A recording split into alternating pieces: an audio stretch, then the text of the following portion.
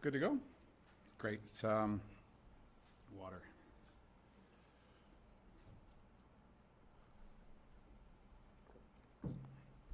Good morning or into the afternoon, everyone. It's good to be here on the traditional territory of the Lekwungen-speaking people, the Esquimalt and Songhees First Nation.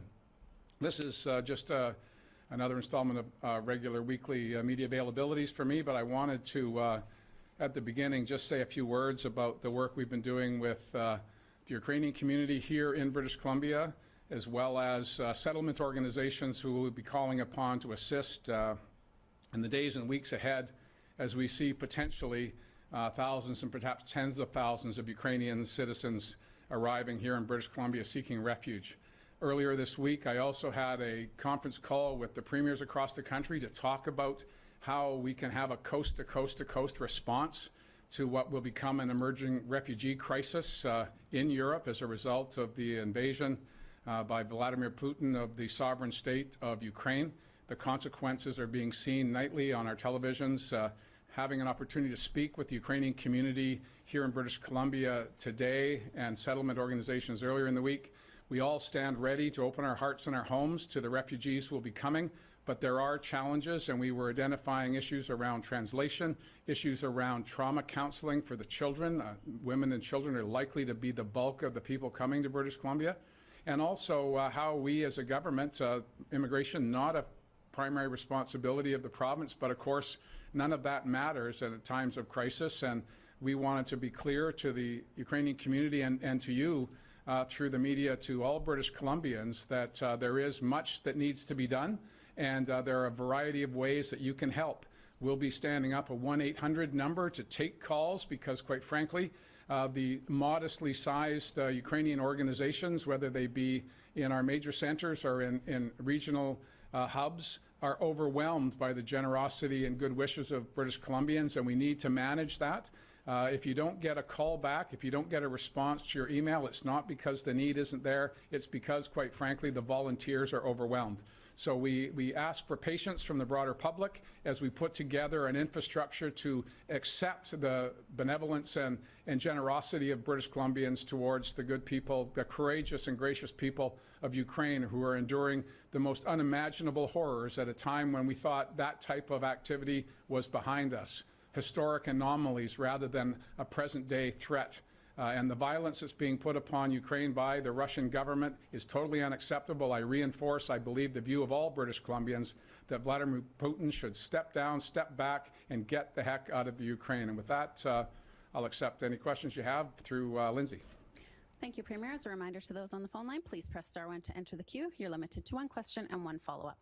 We're going to start with questions in the room. I would ask that you please remove your masks so that you are audible to the mics. We'll start with Rob Buffum, CTV. Hi, Premier. Nice to see you. Good to see you still here, man. That's right. I guess my first question relates to the situation with Ukrainian refugees. Does the province have any idea about numbers that we might be able to accommodate, and what are some of the issues that would arise in relation to housing? Like, would Victorians be, looking to open their homes to them or ask? Can you speak about that? I can, and these are the big challenges, the unknowns. We don't know, first of all, how many people will be coming. Canada is the third largest population of Ukrainians on the globe. And that is because of historic waves of immigration going back to the 1800s and the settlements of the prairies, large populations in Manitoba, Saskatchewan, Alberta, and here in British Columbia. The first order of business was to talk to those non-governmental organizations that are in the business of settlement, helping refugees, helping new Canadians as they come. And the message was uniform across the board, whether it was organizations on the island, in the Lower Mainland, or in the interior, is that housing is the #1 challenge. We know this in our domestic activity, much less opening up our doors to newcomers. So there are a variety of tools at our disposal. Obviously, faith communities. I know the community of faith that I'm attached to, people are, renovating their basements as quickly as they can to prepare a suite, or they're emptying out rooms that have been filled with boxes to make sure there's a space for people if it's needed. And it's those small steps as well as large steps, like, for example, ski hills, who in the off-season would have vacancies on the Hill. That's an opportunity. There's a number of issues around potential student housing on campuses, if that's a possibility. So we're looking at all of those eventualities, but housing is the number one issue according to the settlement organizations. And when we talk to the Ukrainian community leaders today, that was obviously a number one concern for them as well. It's not a lack of concern or care from British Columbians. It's an inability for us to manage all of the inputs for help without having a clear understanding of who's coming. In our engagements with the federal government, and this is not a criticism, I don't want it to be misinterpreted as that, but we just don't know yet how many people will be coming. There is a sense that the European offer, the refugee and settlement offers in Europe are so inviting that many, many Ukrainians will stay on the continent so they're close to home in the hope that Vladimir Putin steps back and vacates the territory so they can go home and start the rebuilding. But if that's not the case, Canada, of course, is a desirable location for the Ukrainian community to come to because of the support systems they'd have when they arrive with community, but they don't have that support system in terms of spaces in schools, childcare spaces, access to trauma counseling. There's a long, long list of needs that we're assembling right now and preparing for, but until we know who's coming, it's really hard to to pinpoint just where we're going to focus most of our attention. Follow-up, Rob? I do. This is a question for a colleague who's wondering, is this the last time that we will be changing our clocks? Well, I had hoped this was the last time 3 years ago when we passed legislation. But at the time when we talked to British Columbians, we heard loud and clear, not just from the business community, but from British Columbians, that it made sense to be in line, or aligned rather, with our southern neighbors in Washington, Oregon, and California. And all three of those states have made commitments to move in that direction. Oregon and Washington have passed legislation, but they require congressional approval in Washington, D.C. to suspend the changing of clocks twice a year. The good news is that Senator Patty Murray from Washington is now co-sponsoring a bill. We're hopeful that it will pass this year, and this may well be the last time that we spring forward. And I also need to say that I take great comfort that Deadpool, Ryan Reynolds, has got a bit on the internet today expressing his contempt for clock changing. So I think if we got Deadpool on board, if we get the Congress, I think we'll be there and we can say so long to constantly changing our clocks. Dirk Meisner, CP. Hi, Premier. Same. Can we go back to the Ukrainian refugee situation? It sounds like the effort is going to be like grassroots, municipal, provincial, federal, even international. How do you see all that coming together?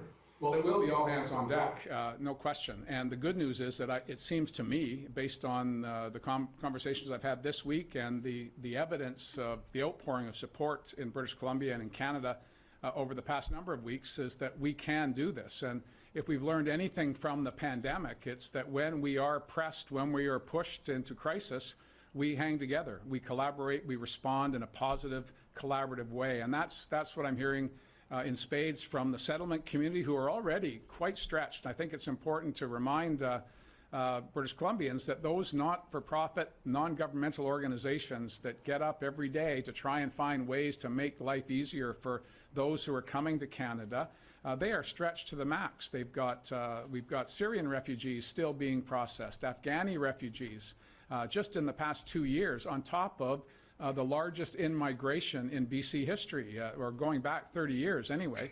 People internationally, people from across Canada coming to British Columbia to settle, puts an extraordinary pressure on our infrastructure, our schools, our hospitals, our housing stock. All of those issues need to be addressed. We're working as hard as we can to build more housing, to make sure it's appropriate housing for the needs of not just those who are already here, but those who are coming. But you're quite right. All of us pulling together is the only way we're going to be able to manage this. And the good news is that I'm seeing nothing but positive reinforcement to that very notion that as Canadians, as British Columbians, standing as one up against a violent dictator, we can help people whose lives have been turned upside down. Follow up, Dirk? You also said primarily it's going to be women and children. So how do you foresee that everybody being integrated into British Columbia when they come here? Well, it's going to be a challenge, and this is, you know, the leadership in the Ukraine has encouraged all men of a certain age to stay and fight, and the overwhelming majority are doing that. That leaves largely women and children fleeing the country in the millions, and they're going to need a place to go. And whether it's short term until such time as they can return to Ukraine, or if it's to put down roots, as so many others have in our history, an indigenous population joined by people from around the world is what British Columbia is today and will continue to be going forward. I'm confident that we can manage these issues. This is an all-of-government approach. The Minister of Education is seized of the challenges of creating spaces for kids as they come. Translation services are critically important, but social workers, doctors, dentists, those who want to help don't need to speak Ukrainian to be helpful. We can pair you up, professionals, healthcare professionals, we can pair you up with Ukrainian-speaking citizens here to help with translation services, but there are numerous things that we need to focus on, and I believe we can do them all at once, but we need to get a number from the federal government, and they can't produce that until they have an understanding of how much of the diaspora coming out of the Ukraine is going to be absorbed in Europe, and then how much is going to be coming to Toronto and then dispersing across the country, how many are going to stop along the way, and who will be coming to British Columbia. It's just not known at this time, but we can make some assumptions, and that's why talking to the community who have eyes and ears back home is the best way for us to be well prepared. And we have to support the Ukrainian community here, who are overwhelmed by the generosity and good wishes of British Columbians, but they don't have the capacity to take all of that positive input and put it to good use. And that's where we all need to work together, and we'll continue to do that. Going to the phone lines now, Lisa Eustace, City News. Hi there, Premier. Just to change tack a bit and speak about the end days of where we are at with COVID. With the talk about the convoy coming here to Victoria, having plans to occupy, obviously we're lifting everything, don't know what they'd be protesting, but perhaps they still are. I'm just wondering where you're at on that, and if you're content with what you're seeing, the police response, plans being.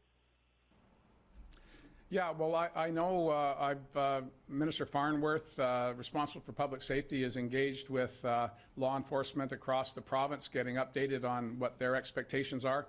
I know here in the city of Victoria, Del Manic, Chief of Police, has plans in place ready to go. There will be no occupation in Victoria based on what I've heard from Del Manic and the city of Victoria. And I would just say to these people, goodness me, get a hobby. Find something else to do with your time. We are removing restrictions at a pace that is consistent with the work we've done for the past 2 years. And 94% of adults in British Columbia are vaccinated. So we are spending an awful lot of time with a small group of people who seem to have nothing better to do with their time but to drive around in circles honking their horns. I wish they'd take some time to watch television and see the evening news about real tragedies and real disruptions in freedom that are going on in Europe right now. Give your head a shake. Find a better way to take your energies and put it to positive outcomes. That's my recommendation, and I'm hopeful that some of the people who were planning to come here will take that to heart and do the right thing. Find positive pursuits for your excess energy. Follow-up, Lisa? Yes, I'm going to try and squeeze 2 in here. Today we got the numbers again for the opioid deaths. 6 people a day, 4th month in a row of more, 400 people dying in a month. I'm just wondering, are we going to see the urgency, because we keep hearing a lot of things, but we're not seeing the same urgency for those number of deaths that we saw for the same kind of number of deaths or fewer in COVID-19. And I'm also wondering with COVID-19 if you're concerned at all about lawsuits from healthcare workers needing to be vaccinated. Well, first of all, I think that it's just wrong to equate the opioid crisis with a global pandemic. The challenges of the opioid deaths and fatalities goes back 6 or 7 years. Governments have been working on that issue for a long, long time, all orders of government. We want to work on a whole host of issues. Safe supply, harm reduction, of course, is a very high priority, but we need collaboration with the federal government to make that a full reality. We need to work on prevention. We need to work on treatment and enforcement. And all of those issues take time. We have invested literally billions of dollars over the past 6 years in all of these areas, and it hasn't been effective.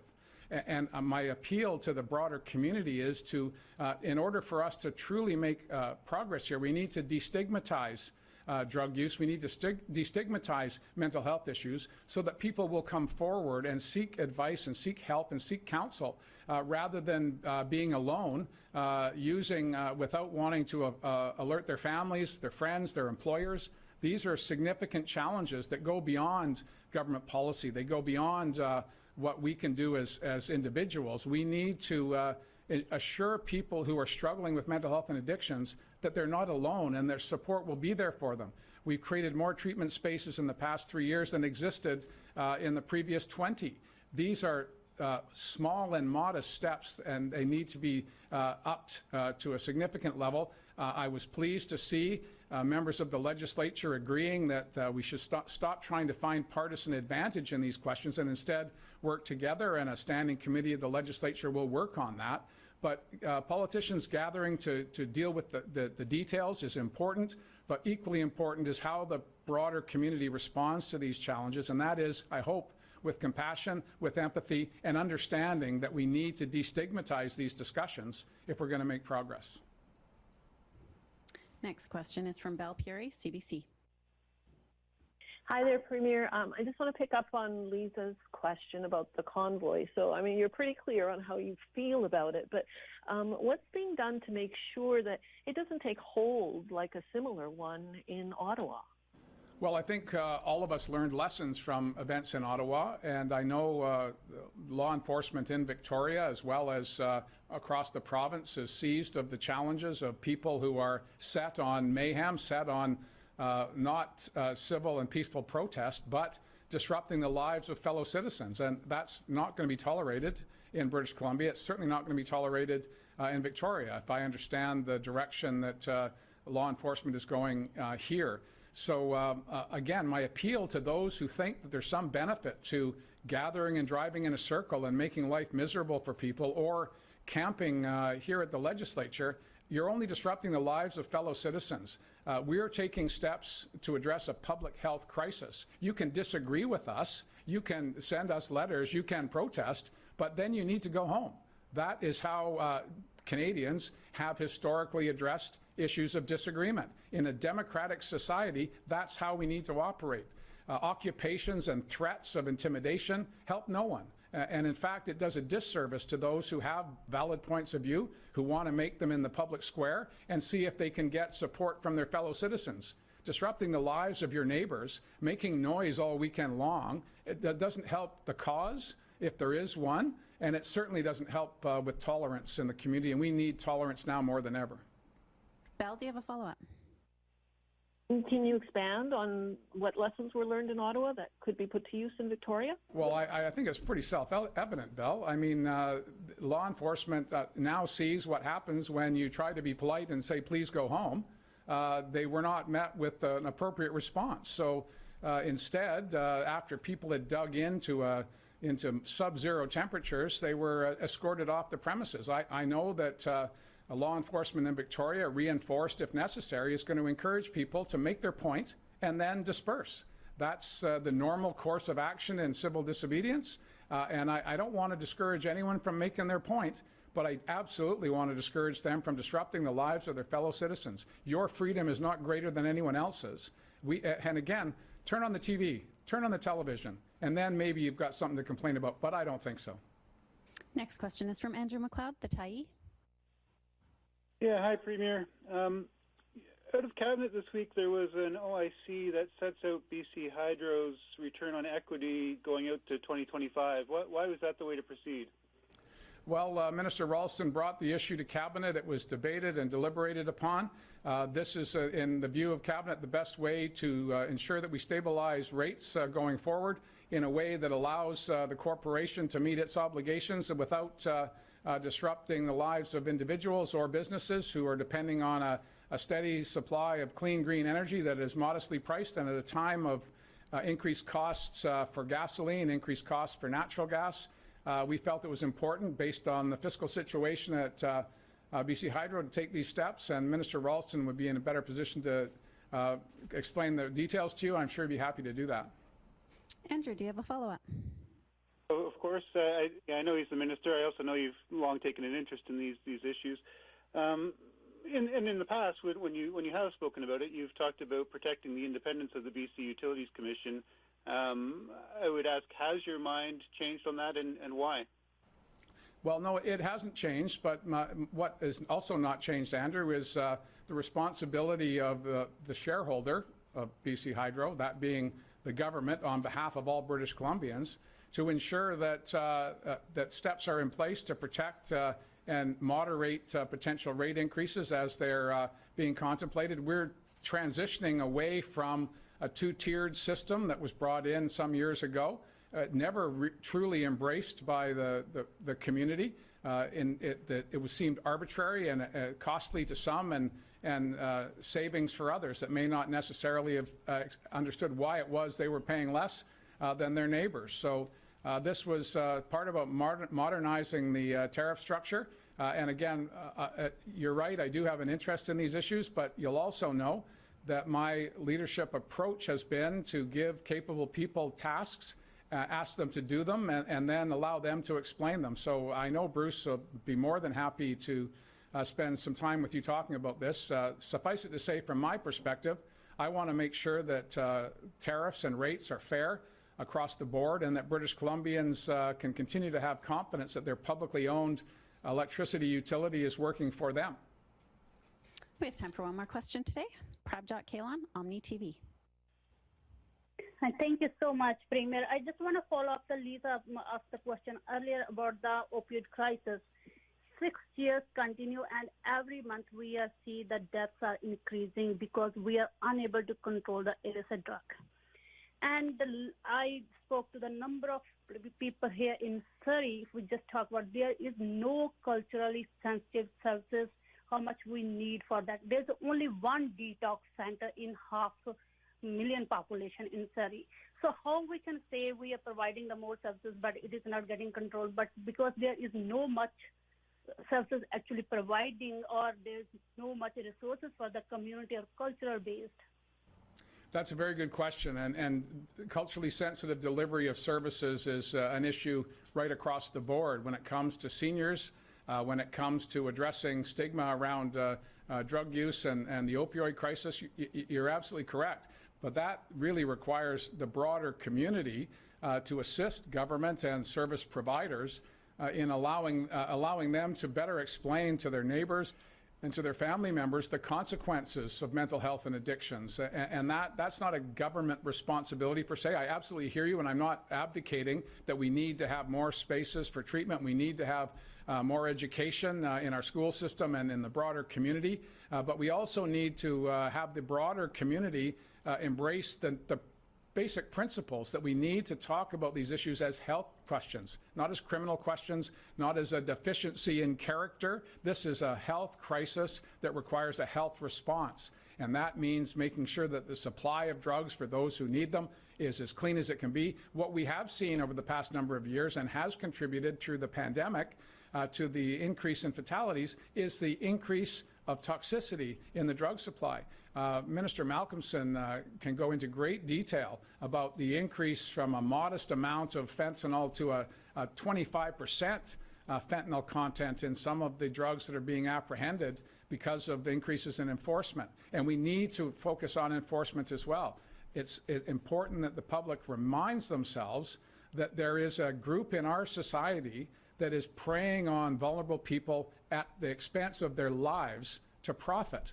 This is a criminal gang element that we need to stifle, and it will require all of us to call it out when we see it. We need people to come forward to law enforcement when they know criminal activity is underway. And at the same time, we need to decriminalize the possession and use of drugs. This sometimes seems inconsistent to the public, but I believe we can do both of those things at the same time. We need federal support on the decriminalization side. We need the public support on the understanding of criminal elements are at play here, and it requires a community response. Prabjot, do you have a follow-up? Yes, yeah. So I just speaking to some counselors. They said the safe sites are in only public spaces, like public places. They don't want to see like a lot of people going on there to get the safe, like a drug and anything. So you think in the future there will be more culturally based and private area something these sites will be available in future or in coming days or time maybe? Well, I can't answer directly. I'll certainly have the communications people here get back to you with information through the Minister Malcolmson's team. I don't know the state of development of culturally sensitive approaches here. I do know, as I said in my preamble, we need to up our game across the board when it comes to health delivery to be culturally sensitive, whether it be in our long-term care facilities, acute care, and in primary care as well. And keeping in mind that the opioid crisis is a health emergency, that is also very important. So in order to give you an accurate answer to your question about where we're at in Surrey and in other areas with respect to the delivery of these services, I'll get communications people to follow up with you. That's all the time we have. Thanks for joining us. Great. Thanks, everybody.